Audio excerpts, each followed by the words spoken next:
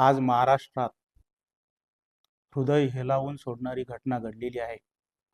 आपल्या महाराष्ट्र राज्याचे उपमुख्यमंत्री माननीय अजितदादा पवार यांचं विमान अपघातात दुःखद निधन झालेलं आहे। सुरुवातीला ही बातमी ऐकून विश्वासच बसत नव्हता, परंतु ज्यावेळेस टीव्हीवरची बातमी बघितली आणि मनाला पटले आणि खरोखरच आपल्या महाराष्ट्राला जो काही पिढ्यानंतर लोकनेता लाभलेला होता, तो आपल्याकडून काळाने हिरावून घेतलेला आहे।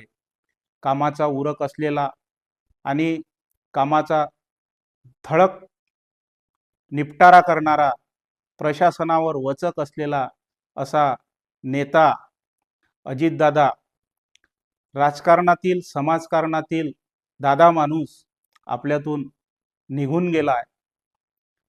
या अपघातात त्यांच्यासोबत काही अधिकारी वर्ग होता, तो सुद्धा काही मृत्युमुखी पडलेला आहे।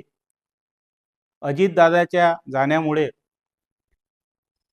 महाराष्ट्रातल्या राजकारणातील जे पोकळी निर्माण झालेली आहे ती भरून निघणं फार कठीण आहे।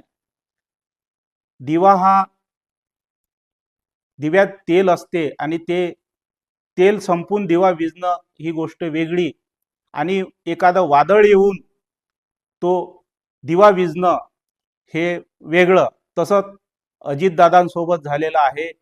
आणि त्यांच्यासोबत जे काही कर्मचारी होते, अधिकारी वर्ग होते, त्यांची सुद्धा या अपघातामुळे हानी झालेली आहे। त्यांच्या कुटुंबाला सुद्धा फार मोठा धक्का बसलेला आहे। माननीय अजितदादा पवार कुटुंबियांना